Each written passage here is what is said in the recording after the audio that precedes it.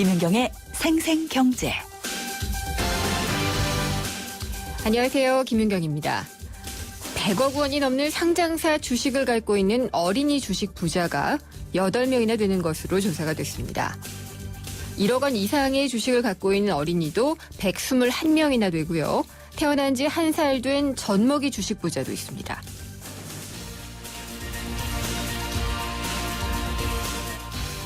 독자적인 경제 능력이 없는데도 어떻게 이렇게 만 12세도 안 되는 어린이들이 몇백억씩의 주식을 갖고 있는 게 가능할까요? 주식을 증여받거나 또 무상으로 신주를 배정을 받거나 또 보호자가 아이 이름으로 매입을 하면은 가능합니다. 그래서 이렇게 해서 지난 한 해 50명 가까운 어린이가 주식을 갖고 있어서 억대의 수익을 올렸습니다. 금수저를 물고 태어난 아이들, 이렇게 억대의 불로소득을 올릴 때 노력해도 괜찮은 일자리를 찾지 못하는 수많은 젊은이들이 있습니다.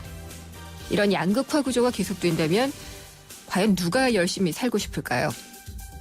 사회 전체에 그런 무력감이 생길까 봐 겁이 납니다. 네, 그리고 오늘 생생포커스에서는요, 지금 뜨거운 감자입니다. 공무원 연금 개혁의 문제점 들어보도록 하겠습니다. 연세대학교 사회복지대학 김진수 교수와 인터뷰가 준비되어 있습니다. 김윤경의 생생경제 지금 출발합니다.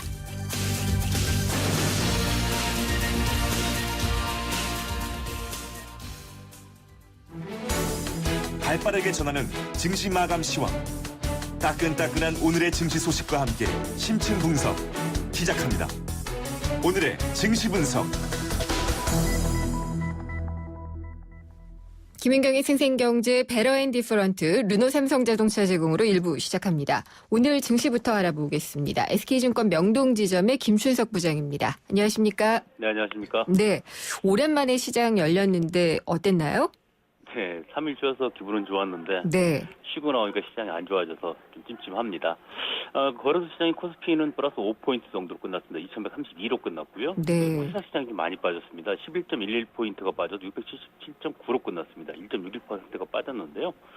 일단 외국인들이 이제 거래 시장에서 1,350억 넘는 금액을 사줬습니다. 네. 코스닥 시장에서 320억 정도를 매도를 했고요. 기관이 거래소 시장에서 이제 1,190억 정도 매도를 했는데 프로그램 매도를 비롯해서 여러 가지 차익 실현 매물이 나왔다고 봐야 될 것 같고요. 기관은 코스닥 쪽에서 매도를 했습니다. 450억 정도 매도를 해서 끌어내는데 일조를 했다, 이렇게 볼 수 있을 것 같습니다. 그렇군요. 그러면은 전체적으로는 코스피는 그냥 제자리 걸음이고 코스닥은 많이 빠졌는데 네, 그렇습니다. 이게 수급의 영향을 좀 많이 받았다라고 봐야지 될 건가요? 어떤가요? 보통 보게 되면 코스닥 같은 경우가 이제 기업 실적 발표가 5월 15일 정도, 그러니까 네. 기결산하고 나서 한 45일까지는 발표가 되어 있는데 그게 이제 다 다음 주쯤이 걸려 있지 않습니까? 네. 그러다 보니까 기업 실적에 대한 또 어떤 기대감이 좀 소멸됐다라는 어떤 그런 부분도 있을 것 같고요. 그다음 또 하나는 계속해서 이어지고 있는 네트워크 파문 자체가 코스닥에 대한 어떤 신뢰감을 좀 떨어뜨리고 있는 그런 부분도 있을 것 같습니다. 특히 이제 거래소 종목들이 좀 움직이는 가장 큰 요인 자체는 오늘 발표된 중국 HSBC 제조 PMI 같은 경우도 영향을 미쳤다고 볼 수 있을 것 같은데요. 네. 사실 이게 48.9로 나왔습니다. 그러니까 전망치 49.4 또는 잠정치 49.2에도 훨씬 못 미치는 그런 수준을 기록을 했는데, 아이러니하게도 지난 1일날 발표된 중국 국가통계국이 발표한 PMI 지수가 50.1이었거든요. 네. 오히려 이거보다 더 낮게 나왔다는 건 불편입니다. 그래서 사실은 안 좋게 나온 건데 시장에서 이런 것 때문에 중국 정부의 조기 금리 인하가 5월 중에 일어나지 않을까, 여튼 이런 기대감도 있고, 일각에서는 부양책이 좀 더 강하게 나올 수도 있다는 그런 기대감이 작용을 한 것 같습니다. 그러다 보니까는 아무래도 코스닥보다는 코스피 쪽에 있는 거래 쪽에 있는 종목군들의 움직임을 좀 보였다, 이렇게 볼 수 있을 것 같습니다. 그러니까 중국의 그 금리 인하 가능성이라든지 이런 부양책 가능성은 호재인 거죠? 이제 시장 자체는 일단 호재로 예. 봐야 될 것 같은데, 사실 보게 되면 우리가 이제 외국 쪽에서 중국의 의존도 가장 크지 않습니까? 그렇죠. 수출도 그렇고요. 그래서 예. 이 부분 자체가 중국 경기 자체가 어찌됐든 안 좋아진다는 얘기잖아요. 둔화된다는 얘기이기 때문에 그 자체로는 별로 좋은 게 아니지만 이 수치 때문에 중국 정부가 그런 걸 앞에서 말씀드린 그런 걸 발표할 것이라는 그런 어떤 기대감이기 때문에 마냥 좋다고 볼 수는 없을 것 같습니다. 네. 업종이나 종목별로는 좀 눈에 띄는 게 있었나요? 오늘은 오히려 먼저 코스닥은 앞에서 말씀드린 것처럼 많이 빠지는 모습을 보여서 전반적인 하락세를 보였었고요. 오히려 이제 코스피 거래소 쪽에서는 자동차 관련주들, 그다음에 뭐 철강 관련주들이 움직이는 모습을 보였습니다. 그래서 모처럼만 상승세를 보이긴 했는데 이 자체가 이제 그 어떤 기초적인 반등인지 반전인지 단순한 반등인지를 좀 두고 봐야 될 것 같습니다. 왜냐하면 실적 자체가 이미 앞에서 발표가 됐잖아요. 그러다 보니까 이 부분 자체가 2, 4분기에도 여하히 돌아올 수 있는가 하는 부분을 좀 따져봐야 될 것 같은데 실적 발표하고도 주가들이 좀 많이 빠졌었거든요. 네. 그래서 그거에 대한 일단 반등이라고 일단 봐야 될 것 같습니다. 그렇군요. 그러면은 이게 이제 기술적으로 순환하면서 오를 종목들이나 뭐 오를 업종들이 조금씩 오르고는 있는 것 같은데, 네. 전체적인 분위기 자체가 조정에 들어갔다라고 봐야지 되는 건지, 아니면은 조금 더 이렇게 순환매가 일어나면서 떠받치고 가다가 그 다음을 봐야 되는 건지, 그게 좀 헷갈리네요. 근데 시장에서는 의견이 반반 나오고 있는데요. 사실은 냉정하게 볼 필요가 있는 것이 이 시장을 끌어왔던 게 사실은 외국인의 힘이었었습니다. 네. 외국인 힘이었는데 아직까지 외국인들이 매수세를 멈추는 기미는 보이지 않고 있거든요. 전반적으로 시장에서는 외국인 매수가 보통 12조 정도가 정점이다라고 얘기를 하고 있는데 올 초부터 외국인 매수 들어온 게 한 7조 8천억, 오늘까지 합치면 한 8조 정도를 사들인 걸로 나타나고 있습니다. 그런 걸 보다 보면 아직 외국인 매수 여력이 있다고 볼 수 있을 것 같고요. 네. 특히 심리가 좀 안 좋아지고 있는 코스닥 쪽인데요. 워낙 연초부터 강하게 올라왔었지 않습니까? 그게 이제 실적 발표 기간, 그리고 내추럴 사건 이런 것 때문에 겹쳐서 조정이 들어간 그런 부분은 있는데, 어찌됐든 실적 발표가 되고 나면 실적이 바탕이 되는 종목군들로 다시 한번 랠리가 이어질 수 있다고 보고 있기 때문에, 여기서는 일단 좀 건전한 조정이 아닌가라고 일단 봐야 될 것 같고요. 어찌됐든, 다음 주에 이제 옵션 만기가 14일날 있고, 15일 금토일가 있는데, 이 부분하고 맞물리는 부분들이 코스닥 실적이니까는요. 아무래도 그 실적에 좀 실적에 좀 신경을 좀 쓰셔야 될 것 같습니다. 시장에서는 금리 또 내릴 가능성도 있다고 보세요?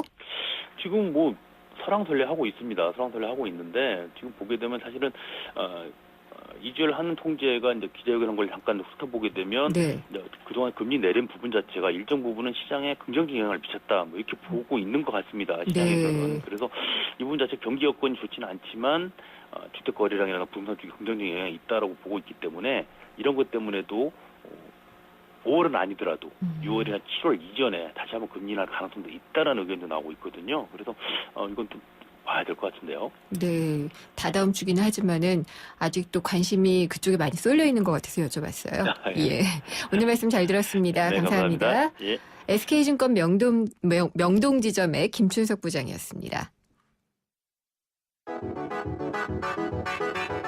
오늘 하루 당신이 꼭 알아야 할 경제 뉴스는 중요한 경제 뉴스를 콕콕 집어드립니다.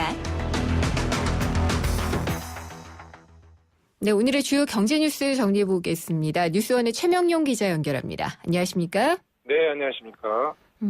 이게 흑자인데 반갑지 않은 흑자죠? 경상수지 흑자.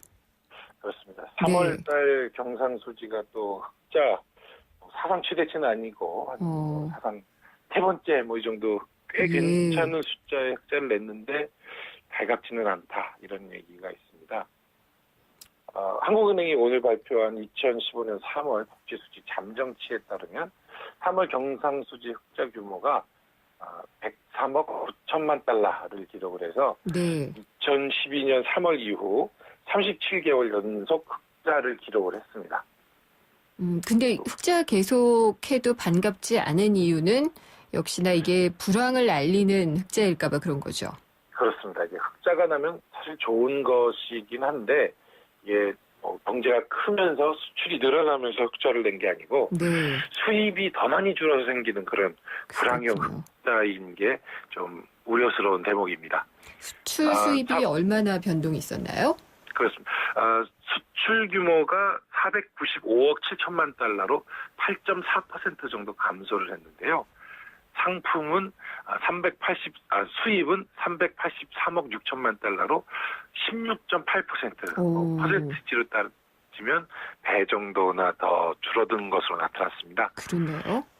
네, 그래서 이 상품 수지만 따지면 112억 1천만 달러로 흑자를 낸 거라 역대 최대치를 기록을 했는데 말씀드린 것처럼 이렇게 수입이 더 크게 줄면서 생긴 흑자라 좀 불황의 기운 전조가 아닌가 이런 우려가 있습니다. 그 밖에 좀 눈에 띄는 수지는 없었나요? 이게 가장 큰 이유가 석유 제품의 유가 하락에 따른 이유인데요. 그렇겠네요. 이 석유 제품 수입 규모가 158억 달러가 줄었다고 합니다. 네. 그 석유류를 가공을 해서 휘발유나 이런 경유로 수출하는 그 규모는 70억 달러가 줄어들었고, 그러니까 수입액이 훨씬 많이 줄어들면서 석유 부분에서만 89억 달러의 흑자를 냈다고 합니다. 또 서비스 수지라는 게 있는데요. 이런 네. 지적재산권이라든가 이런 상품이 아닌 부분의 수지를 계산을 하는데, 이거는 대대로 저희가 적자를 기록을 하고 있었습니다. 근데 3월 들어서 적자 규모가 전월에 비해서 절반가량 줄어든 것으로 나타났습니다. 전월에는 20억 6천만 달러였는데요. 3월에는 9억 7천만 달러 줄어든 것으로 이렇게 나타났습니다. 그러면 이런 경상수지 흑자 계속되고 있는데 이게 우리 원화 가치에 어떤 영향을 미치게 될까요? 이게 가장 크게 영향을 미치는 건 환율인데요. 네. 한국으로 들어오는 돈이 점점 많아진다는 것은 한국의 원화 가치를 점점 더 높이는 그런 영향으로 작용을 합니다. 네. 올 들어서 한국의 그 원화 가치는 달러 대비 2.8% 정도 절상이 된 것으로 나타났는데, 이게 대만, 스위스 두 나라를 빼고 전 세계에서 세 번째로 가장 상승률이 높았다고 합니다. 신흥국 대부분들이 환율 약세를 보이고 있고, 특히 한국하고 경제 구조가 비슷한 일본은 엔화 약세를 의도적으로 좀 만들어가고 있는데, 원화만 강세를 보이면 수출 경쟁력에 점점 더 악영향을 미칠 것이다. 이런 우려가 제기되고 있습니다. 여러 가지로 걱정이네요. 그렇죠? 네, 그렇습니다. 근데 또 우리나라의 뇌관, 우리나라 경제의 뇌관으로 불리고 있는 게 이제 가계 대출이잖아요. 네네. 굉장히 많은데 이 증가폭이 또 9년 만에 최대치를 기록했다라고 하는데 이게 언제 수치인가요? 이 3월 수치인데요. 이게 네. 참 여러 번 이 리포트를 해드렸던 내용이긴 한데 또 최대치를 갈아치웠다고 해서 다시 한번 좀 소개를 할까 합니다. 금융감독원이 3월 국내 은행들의 원화대출 잔액을 조사를 했는데 3월 말 현재 잔액이 1278조 3천억 원, 한 달 새에 4조 6천억 원이 늘었습니다. 네. 이 중에 가계대출만 늘어난 게 4조 원에 달했다고 합니다. 이 가계대출 4조 원 늘어난 게 9년 만에 최대치라고 얘기를 하고 있습니다. 많이 늘어난 이유가 있겠죠? 당연히 많이 알려져 있는 것처럼 저금리 기조의 주택 시장이 화랑을 띠면서 저금리와 함께 주택 매매가 늘어나면서 관련된 가계대출이 늘어난 것으로 이렇게 파악이 됩니다. 그리고 전세 살다가 더 이상 그러니까 더 이상 버틸 수가 없어서 집을 사려는 사람들의 수요도 또 있었을 것 같고요. 그렇습니다. 네. 3월달 서울 지역 아파트 거래량이 13,000건으로 전달보다 한 5,000건 정도가 늘었거든요. 이런 게 추세적으로 좀 늘어나면서 가계대출도 점점 늘리는 것 같고요. 이러다가 금리 올리기 시작하고 그렇게 되면은 다시 또 하우스 푸어 문제가 양산이 되는 게 아닐까라는 걱정은 좀 됩니다. 그런 우려도 있습니다. 예. 네, 이번 이 3월달 대출 증가 시그널에서 또 한번 눈여겨봐야 되는 것은 기업 대출은 그렇게 늘지 않았다라는 점인데요. 이게 기업이 대출을 늘린다라는 얘기는 투자를 한다는 의미거든요. 그렇죠. 기업이 대출을 안 받았다라는 거는 투자를 안 하고 있다는 얘기가 됩니다. 이게 더 위험한 신호가 아닐까 이런 우려도 있습니다. 그렇죠. 일자리도 안 늘 것이고. 그렇습니다. 그렇게 되면 소득도 안 늘고 소비도 안 느는 악순환이 계속될 수가 있겠죠. 그렇습니다. 네. 오늘인가요? 내일이 되는 건가요? 이게 이번 주 말이 됩니다. 무슨 말씀 어떤 질문 드릴지 알고 미리 답을 하셨네요. 해야 된 내용이라. 예, 네. 이건희 회장이 입원한 지 벌써 1년이 되네요. 네, 그렇습니다. 작년 5월 10일에 이건희 회장이 한남동 자택에서 쓰러져서 네.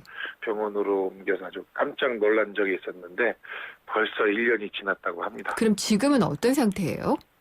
이게 정보가 굉장히 제한돼 있어서 네. 이게 어떻게 보면 한 개인의 이런 좀 의료 관련된 얘기여서 의사들도 말을 쉽게 할 수 없는 내용이고요.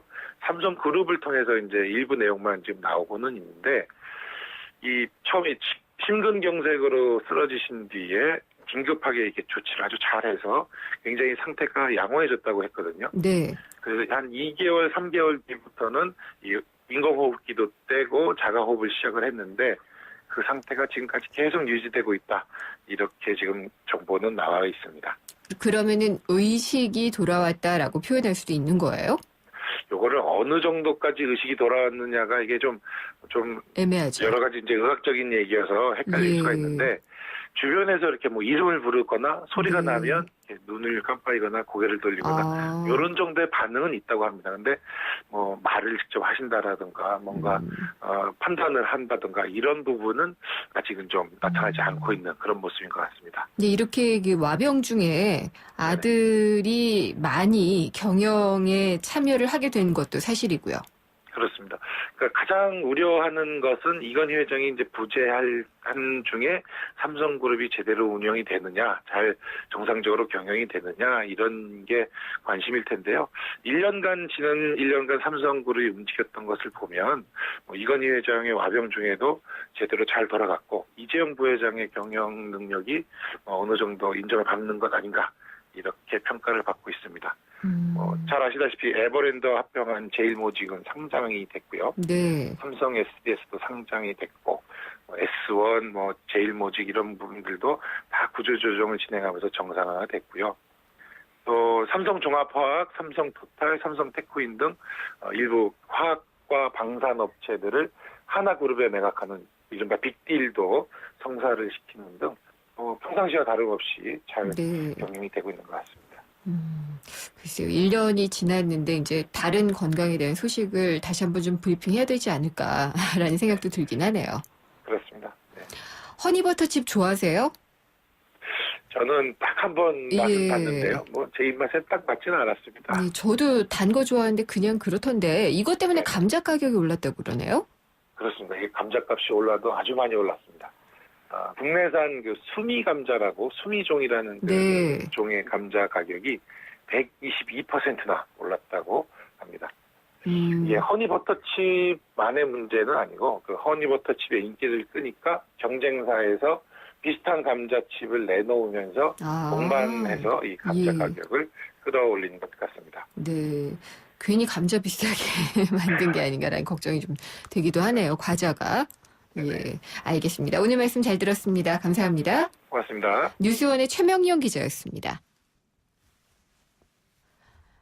예, 생생경제 1부는 여기까지입니다. 잠시 후 2부에서는요. 생생경제와 한국전파진흥협회가 함께하는 2015 장기 프로젝트 집앤잡이 이어집니다. 제1탄 최고의 복지는 안정적인 주거다. 오늘은 해외 부동산 임대주택 정책을 알아보도록 하겠습니다. 일본의 임대주택 정책이 어떤지도 한번 좀 얘기를 들어보고요. 전세제도가 없는 다른 나라의 임대주택 정책을 자세히 알아보겠습니다. 저는 2부에 다시 찾아뵙겠습니다. 가는 발걸음마다 고개를 들어 바라볼수록 곳곳에 우리의 마음을 설레게 하는 예쁜 땅, 바로 대한민국입니다. 하지만 반짝이는 보석처럼 아름다운 이 땅을 제대로 볼 수 없는 분들이 많습니다. 이 아름다움을 소외된 이웃과 함께 느끼고 싶습니다. 나누면 나눌수록 더 행복해집니다. 2015 YTN 라디오 연중기획 함께 들어요 대한민국 IBK 기업은행과 함께합니다.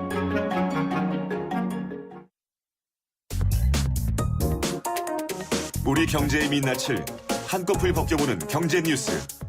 경제를 위한 새로운 시각. 김윤경의 생생경제.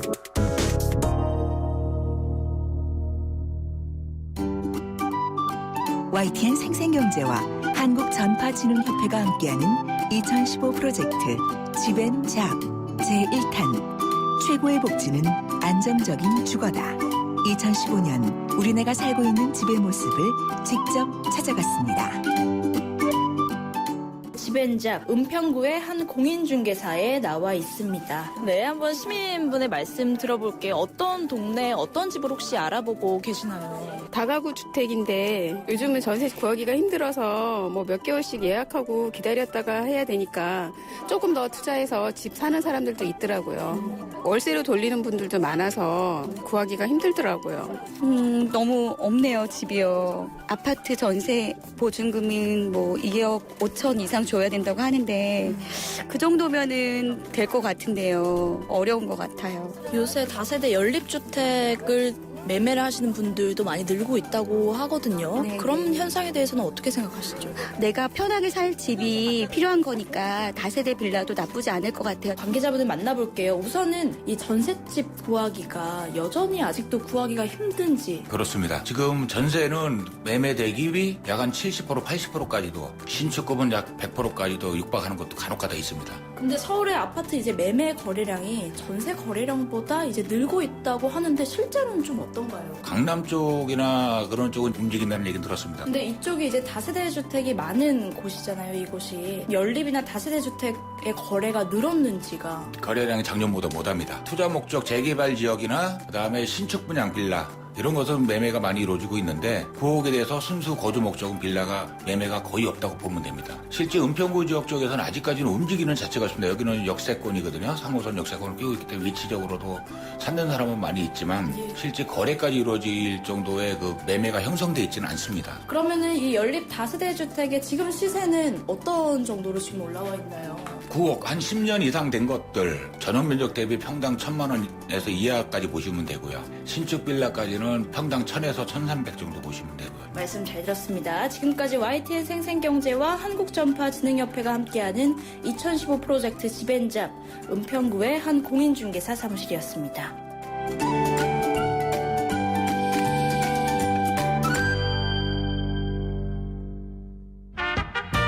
2015년 삶의 질 높이기 프로젝트 집앤잡 제1탄 우리는요 마음 놓고 살 집이 필요하다고요. 제발 살 집 좀 주세요.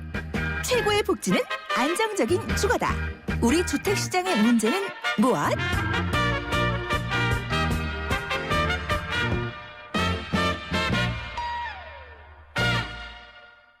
생생경제와 한국전파진흥협회가 함께하는 2015 장기 프로젝트 집앤잡. 봄과 여름에는 우리가 집 문제, 주거 문제에 대해서 심층적이고 연속적으로 알아보고 있습니다. 프로젝트 집을 여러분과 함께하는데요. 오늘은 우리나라는 많이 돌아봤고 해외 부동산 정책은 어떤지를 한번 얘기를 나눠보도록 하겠습니다. 전세라는 게 사실 우리나라에만 있는 제도고 그게 없는 나라의 임대주택 정책은 어떨지 이런 것들이 상당히 궁금합니다. 함께해 주실 분 스튜디오에 모셨습니다. 김준환 서울디지털대학교 부동산학과 교수님입니다. 안녕하십니까? 안녕하세요. 네. 근데 내 집 갖는 게 정말 꿈이잖아요. 예, 그렇죠. 저 약간 코드 나올 때도 정말 살집 좀 주세요라고 하는데 살집 찾기가 참 어려운 것 같아요. 특히 이제 전세는 거의 찾을 수가 없고 월세는 굉장히 높고요. 교수님께서는 보시기에 이런 현상이 어느 정도 갈 걸로 보시나요?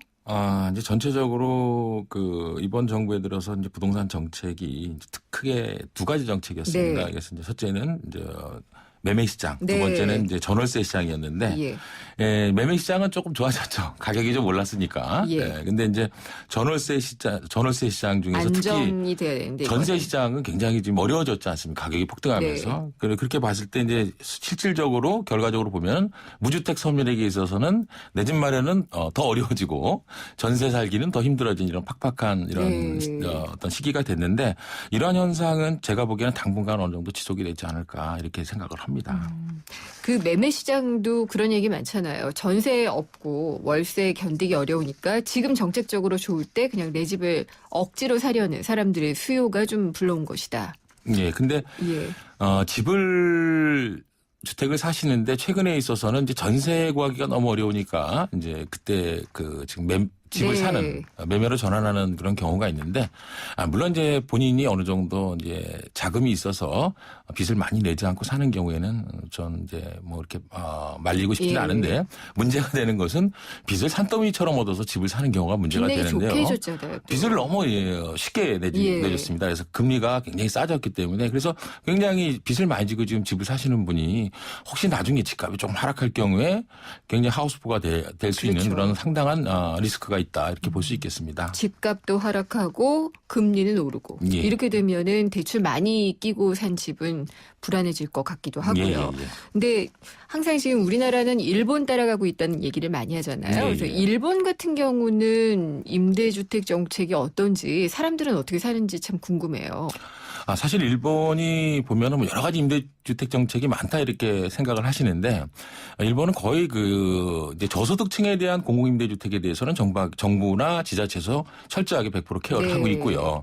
민간 임대주택에 대해서는 민간 시장에 자율적으로 맡겨주는 역할을 맡겨주고 있다라고 생각을 하면 되는데 단지 차이점이 있다면 도시유활기구라는 이런 공적인 기구가 있습니다. 그래서 네. 우리는 말하면 LH공사와 비슷한 기능을 네. 하는 그런 공사인데 거기서 어떤 민간 임대주택 시장에 있어서 거의 공공주택에 해당하는 이런 주택을 민간 시장에 공급을 함으로써 전체적으로 주거의 질 그리고 그다음에 민간 임대주택 시장의 임대료의 어떤 적정한 임대료 수준을 이렇게 제시하고 제어해 나가기 때문에 가격 임대료가 급격하게 상승하는 거를 굉장히 막아주고 있고 안정되게 임대료 수준을 유지하고 있다는 게 큰 정책이라면 정책이라고 할 수가 있겠습니다. 바람직한 경우인데요. 굉장히 바람직한 거죠. 네. 그러면은 민간 임대 주택의 어떤 임대료가 거의 공공 수준에 필적할 만큼 낮은가 봐요. 그러니까 지금 도시유활기구에서 제공하는 임대주택이 굉장히 주거 환경이 좋은, 그러니까 돈이 있는 사람도 들어가서 살고 싶어하는 네. 임대주택인데 예. 주변의 임대료보다는 항상 낮게 책정이 돼 있습니다. 그러니까 예. 기본적으로 주변에 있는 민간 임대주택이 임대료를 함부로 올릴 수 없는 이런 시장의 견제 기능을 갖고 있다는 것이 일본 예. 임대주택 시장의 커다란 강점이 아닌가 이렇게 생각을 합니다. 그거야말로 우리가 벤치마킹을 해야 될 그래서 것 저는 이제 같은데요. 개인적으로는 이제 우리 지금 LH공사가 네. 지금 신규 이제 우리가 택지 개발을 하지 않고 있기 때문에 이런 민간 임대주택 시장에서 어떤 견제 기능 네. 그런 일을 좀 담당해 줬으면 하는 개인적인 생각이 있습니다.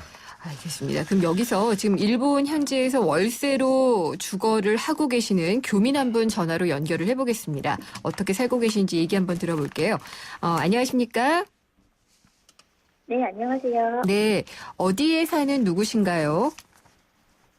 네, 저는 현재 일본 최북단에 있는 홋카이도라는 곳의 중심도시 삿포로에 거주하고 있는 김나리라고 합니다. 예, 반갑습니다. 홋카이도라면은 정말 최북단이네요. 네. 네. 근데 지금 거주하시는 형태는 자기 집이신가요? 아니면은 빌려서 사시는 건가요? 예, 저는 현재 월세로 네. 집을 빌려서 살고 계시는 거고 월세는 어느 정도 되는지 여쭤봐도 될까요? 네, 저는 현재 대략 8평 정도의 복층 원룸에 주거하고 있는데요. 네. 거기 월세는 관리비랑 저희 아파트 내 인터넷 비용이 추가되어 있어서 그거 예. 포함해서 월 26,000엔, 한국 돈으로는 25만 원 정도 내고 있습니다. 소득에 비해서 그러면은 부담스러운 수준이세요? 아니면은 부담스럽지는 않은 수준이세요? 이 소득에 비해서는 아주 적당하다고 적당한 볼 수 정도? 있습니다. 예. 그러면 이게 홋카이도하고 또 도쿄하고 이런 데는 많이 또 다를 것 같기도 해요. 다른 곳에도 네, 아무래도 거주를 예, 말씀하시죠. 네, 죄송합니다. 사람이 그렇게 많이 거주하고 있지 않다 보니까 좀 땅값이 싼 편이에요. 삿포로가요. 네. 예. 그러면은 지금 다른 도시에 비해서는 조금 부담이 덜하지 않나라는 생각은 좀 드는데 거주하신 지는 오래되셨나요? 네, 현재 3년 정도 지금 집에서 살고 있습니다. 3년 정도. 삿포로를 벗어나서 사신 적도 있으셨고요? 네, 하코다테라고 삿포로 밑에 있는 지역에서 4개월 정도 살았었고요. 그때는 월세가 어느 정도 되셨나요? 그때는 제가 이제 직장에 있는 기숙사에서 근무를 해가지고 네. 가격은 제가 잘 모르겠네요. 그러시군요. 이제 지금 본격적으로 이제 독립해서 사시는 것은 이 삿포로에 거주하시는 게 처음이고요. 네, 그렇습니다. 그러면 3년 동안 월세는 올랐나요? 아니면은 그대로 유지가 됐나요? 네, 그대로 유지되고 있습니다. 그래요?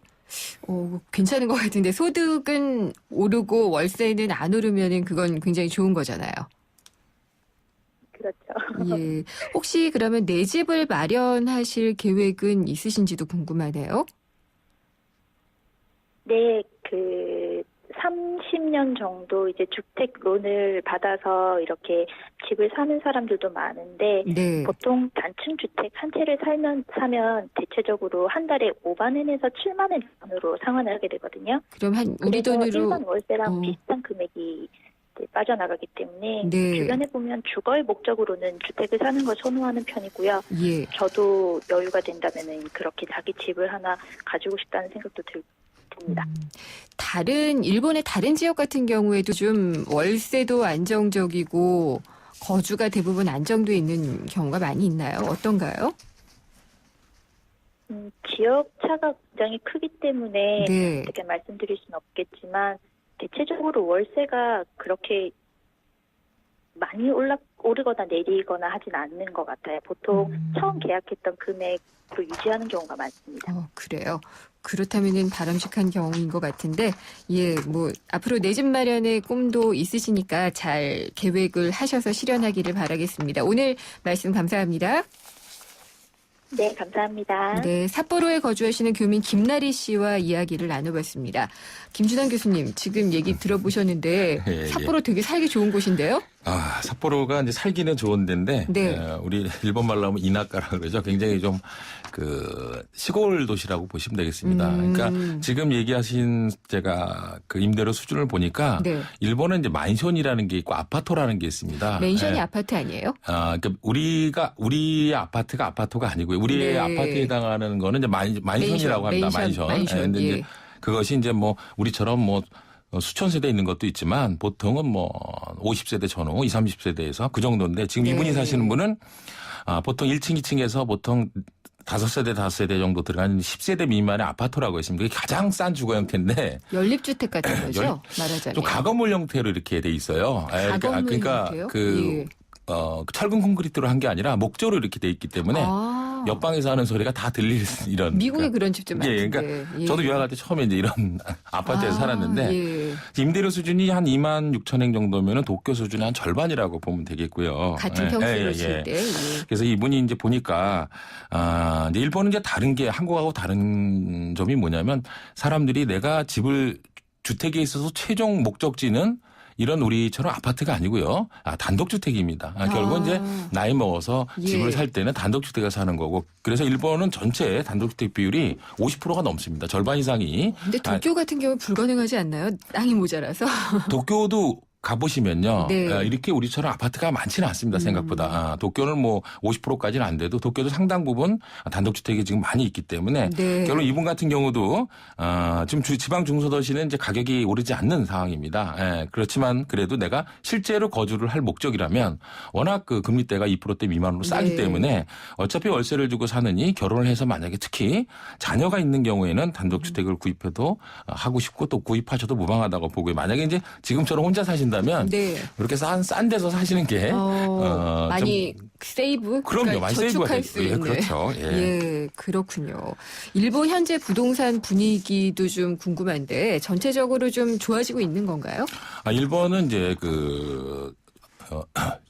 1991년 버블이 붕괴된 이후에요.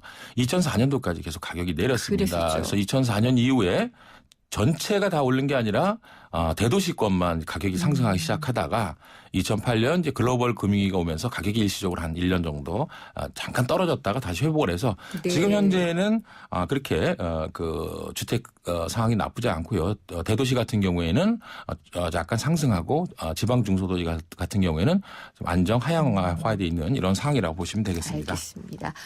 여러분은 지금 2015 장기 프로젝트 집앤잡 오늘 5번째 시간인데요. 해외 부동산 정책을 주제로 이야기를 나누는 것을 함께하고 계십니다. 집을 사야 하나? 전세를 월세로 갈아타야 하나? 고민되신다고요? 갖고 있는 자산으로 대출까지 받으면 위험성이 어느 정도 될지 궁금하시다고요? YTN 생생경제 홈페이지에 접속해 집앤잡 게시판에 고민을 남겨주시면 속 시원히 해결해드리겠습니다. 비공개로 자세한 내용과 연락처를 남겨주시면 직장, 재무 상황에 맞는 투자 또는 거주를 위한 설계부터 가장 적합한 대출 상품까지 최고의 전문가의 조언을 받을 수 있는 기회를 드리겠습니다. 물론 무료이고요. 원하는 전문가를 지정할 수 있는 특급 찬스도 드립니다. 컨설팅 접수는 2015 프로젝트 집엔잡 제1탄. 최고의 복지는 안정적인 주거다가 진행될 때까지니까요. 빨리 서둘러주세요. YTN 생생경제 홈페이지 중 집엔잡 게시판에 비공개로 남겨주시면 됩니다. 생생경제와 한국전파진흥협회가 함께하는 2015 프로젝트 집엔잡. 여러분의 많은 성원 바랍니다. 네, 집엔잡 프로젝트 제1탄 최고의 복지는 안정적인 주거다. 오늘 5번째 시간입니다. 해외 부동산 정책은 주제로 김준환 서울디지털대학교 부동산학과 교수님과 함께 이야기를 나누고 있습니다. 일본 얘기마저 더 하면은 예. 일본을 우리가 많이 따라가고 있잖아요. 경제 구조상. 그렇죠. 예, 사회 구조상도 예. 그렇고. 그러면은 집값이 조금 안정되는 분위기인데 예. 따라갈까요, 우리도? 지금 뭐 전문가에 따라서 많이 달라질 수가 있는데 집값이 폭락할 것이다라고 얘기하는 분들도 있고 집값이 더 오를 것이다, 내릴 것이다 여러 가지가 있는데 기본적으로 저는 이제 그 수요가 될 수 있는 인구 증가나 가구 증가 여러 가지 이제 상황들 그 다음에 집값 수준을 볼 수가 있겠는데 우리나라 지금 현재 집값 수준이 거의 이제 근로자 소득 대비로 하면 거의 일본의 그 버블기에 가까운 그 집값 그렇죠. 수준이라고 볼 수가 있겠습니다. 예. 그렇다면은 집값이 어느 정도 좀 조정은 되지 않을까라는 조심스러운 얘기를 할 수 있고요. 단지 일본 집값처럼 폭락을 하는 경우는 일본 같은 경우에는 무리하게 지금 주택담보대출을 했기 때문에 일어난 일시적인 현상이거든요. 그러나 우리는 LTV나 DTI 이런 제도가 있기 때문에 일본처럼 그렇게 심각하게 부동산이 이제 그 금융 경제까지 영향을 미쳐서 집값이 폭락하는 이런 현상은 좀 쉽게 오지 않을 것이다. 이렇게 생각을 하고 있습니다. 이게 매매의 경우죠. 네, 그렇죠. 근데 지금 아까 들어보니까 월세 가격은 거의 안정돼 있다고 하는데 예. 다른 지역도 마찬가지인가요? 월세는 제가 일본에 5년 살았는데요. 네. 그때도 임대료가 똑같았습니다. 그러니까 일본이 주택 가격이 버블 붕괴 후에 거의 반토막이 났지만 임대료 가격 수준은 10% 이내에서 굉장히 안정돼 있어요. 오르고 내릴 때가 10% 이내에서 움직이고 있거든요. 그래서 그 주택 가격에 관계없이 일본의 임대료 수준은 거의 그 안정적으로 지금 유지가 되고 있다 이렇게 보시면 되겠습니다. 참 바람직하네요. 예.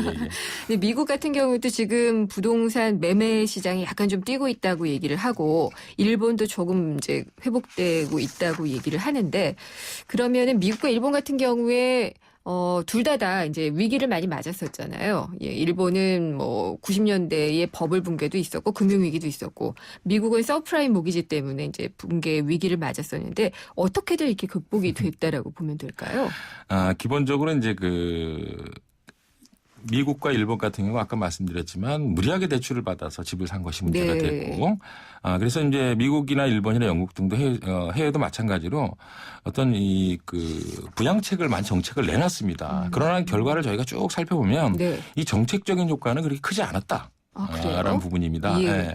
결국은 어느 정도 가격이 어느 정도 수준까지 떨어진 후에 결국은 시장의 자율적인 기능에 의해서 주택 가격도 회복되고 안정화되었다는 것을 알 수가 있겠습니다. 시장이 어느 하나의 유기체 같은데요. 그렇죠. 그래서 결국은 정책적으로 이것을 일시적으로 제한하는 것은 어느 정도 한계가 있다라는 부분인데 한국 같은 경우에 제가 보니까 이 어떤 해외 사례보다 더 많은 정책들을 쏟아냈고 결과 저희가 이제 한 2년 작년 재작년에 좀 주택 가격을 어느 정도 막았지 않습니까?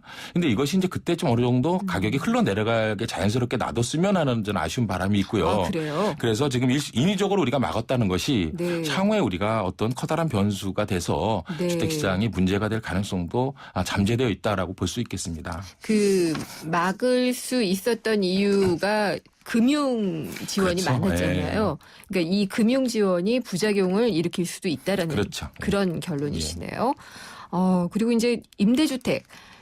전세는 정말 씨가 말랐고요. 월세로 바뀌고 있는데 전체적으로 우리나라에만 있었던 전세 제도는 없어질까요?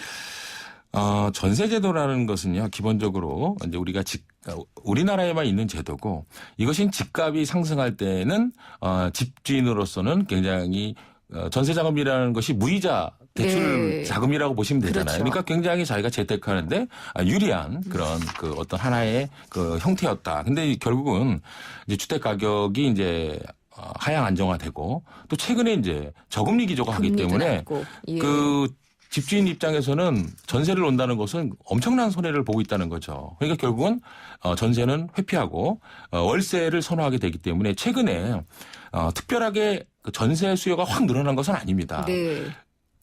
전세 자체가 없어졌기 때문에 왜 나오는 그렇죠. 현상이고 예. 앞으로 이런 현상은 점점 더 심해지지 않을까. 그래서 이제 전세는 시기의 문제이지. 물론 이제 단기적으로 그렇지는 않지만 중장기적으로 봤을 때는 전세라는 제도는 이제 우리나라에서도 이제 사라지지 않을까라는 생각을 합니다. 근데 이제 당장 월세를 내게 되면 전세라는 것은 다시 보증금을 돌려받을 수 있는 일종의 목돈이잖아요. 근데 월세를 지급을 하다 보면은 하나도 쌓이지는 않고, 그러니까 세입자로서는 굉장히 불리한 제도 아닌가요? 전세제도라는 것은요, 예. 좀 지금 반대 말씀이신데, 전세라는 것은 집값이 오르지 않는다면, 세입자는 굉장히 좋은. 그러니까요. 예. 전세 제도가 그렇죠. 세입자에게는 예, 굉장히 예. 좋죠. 그래서 외국에 제가 예. 일본에 있을 때도 네. 외국 교수님들하고 얘기를 하면 이 전세 제도라는 것을 이해를 못 합니다. 10년 동안 살다가 1억짜리 전세에 살다가 나갈 때 1억을 그대로 돌려주는 이런 네. 친절한 집주인이 과연 있느냐라고 네. 말씀하시는데 결국은 세입자에게 굉장히 유리한 제도고 그렇기 때문에 이 전세 제도로 인해서 우리나라 국민들이 굉장히 가처분 소득이 네. 비해서 높았던 겁니다. 그러니까 예. 제가 월세로 바꿔서 이렇게 하게 되면 세입자들이 불리하지 않나. 월세로 바꾸게 되면 예. 세입자들은 매월 예.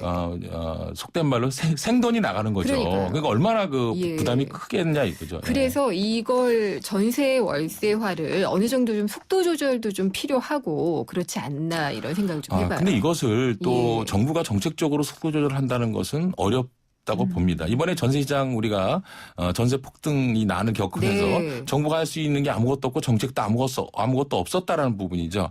결국은 이 월세 시장에 대해서도 정부가 속도 조절하거나 그러기는 어렵습니다만 단 제가 개인적으로 봤을 때는 네. 우리나라 주택 가격이 상당히 높은 이런 가격 수준입니다. 그래서 2013년 기준으로 하면 지금 33평 아파트가 월세로 따지면 250만 원 이상을 줘야 되는데 과연 그러면 그렇게 250만 원을 주고 살 수 있는 분들이 계시냐라는 거죠. 그래서 결국은 시장 자율적인 기능에 의해서 이것이 100% 월세로 가는 게 아니라 반월세 형태로 어느 정도 가다가 월세로 가는 그래서 어떤 시기의 조절이 좀 이루어지지 않겠나 이렇게 생각을 합니다. 지금도 그러면은 자연스러운 조정이 이루어지고 있다라고 보시는 거죠? 지금은 예. 그 자연스러운 조정이라기보다 어떤 세입자들이 네. 지금 굉장히 절대적으로 불리한 상황이죠. 갑작스러운. 그렇죠. 갑작스러우니까요. 예. 그래서 지금 같은 경우에는 어떤 집주인 입장에서 시장이 전체적으로 자주지되는 시장이라고 보시면 되겠습니다. 그리고 이제 공공임대주택, 그러니까 공적으로 나오는 임대주택은 너무 적고 민간에서 나오는 주택 가격, 그러니까 임대 가격은 높으니까 그래서 세입자들은 더 어려운 점이 있거든요. 택지 개발을 더 못한다면은 뭐 또 다른 또 정책 같은 걸 펼 수 있지 않을까 싶은데요. 그래서 지금 LH공사 같은 경우 지방 그 지자체 그 공사들이 이제 신규 주택 공급을 안 하기 때문에 네. 앞으로는 이제 임대주택 쪽으로 포커스를 맞춰야 됩니다. 근데 이제 저소득 층에 대한 공공임대주택에 대한 부분은 어느 정도 이제 지금 정부가 부담을 하고 있지만 중요한 것은 앞으로 이제 월세가 될 때 민간 임대주택에 네. 정부가 어떤 역할을 하느냐가 아까 말씀드렸지만 중요하다고 보거든요. 예. 그러기 위해서는 민간 임대주택 시장에 준하는 이런 그 공공 임대주택을 공급을 해서 민간 임대주택 시장에서 경쟁자로 참여를 해서 보다 좋은 주거 환경과 네. 그다음에 적정 임대료를 어떤 그 수준을 담보할 수 있는 이런 기능과 역할을 해준다면 앞으로 발생될 수 있는 문제들을 뭐 초기에 진화할 수 있지 않겠나 이렇게 생각을 합니다. 일본의 경우가 상당히 좀 계속 부각이 되네요. 예, 일본 같은 경우는 이제 지금 도시개발기구에서 그런 네. 그 역할을 하고 있는데 우리도 빨리 이런 기능을 도입을 해야 되지 않나 이렇게 생각을 합니다. 일본 말고 다른 나라도 이런 정책을 펴는 경우가 좀 있나요? 외국 같은 경우는 이제 그 미국이나 일본 같은 경우도 보면 이것이 이제 그 민간 임대주택은 정부에서 직접적으로 개입을 하지 않습니다. 이것은 여러 가지 자금 지원이라든가 여러 가지 혜택, 세제 혜택이라든가 이런 것을 담보로 해서 제3자가 민간 임대주택 시장에 좀 보다 저렴한 공적인 기능의 민간 임대주택을 공급하는 이런 기능을 하고 있기 때문에 최소한의 기능들은 다 하고 있습니다만 우리나라는 지금 전혀 민간 임대주택 시장에는 어떤 기능을 지금 아무 기능도 하고 있지 않은 이런 상황이기 때문에 인센티브가 없죠. 예. 민간에게 주는 인센티브지 예. 이것을 제어하는 네. 기능을 하는 게 없습니다. 네. 그래서 결국은 지금 기업형 임대주택 같은 경우에도 본인들이 임대료를 얼마든지 올릴 수 있는 이런 맞아요. 시장 예. 상황이기 때문에 네. 향후 굉장히 위험해질 수도 있다라고 볼 수 있겠죠. 알겠습니다. 임대주택의 안정적인 공급을 위해서는 정부가 할 수 있는 목도 분명히 있는데 그렇죠. 예, 그 점을 저희가 일본의 경우에서도 좀 많이 알아본 것 같습니다. 오늘 말씀 잘 들었고요. 서울 디지털대학교 부동산학과 김준환 교수님이었습니다. 감사합니다. 감사합니다. 지금까지 생생경제와 한국전파진흥협회가 함께하는 2015 장기 프로젝트 집앤잡 제1탄 최고의 복지는 안정적인 주거다 5번째 시간이었고요. 해외의 부동산 정책을 알아봤습니다. 생생경제 특별기획 프로젝트 집앤잡.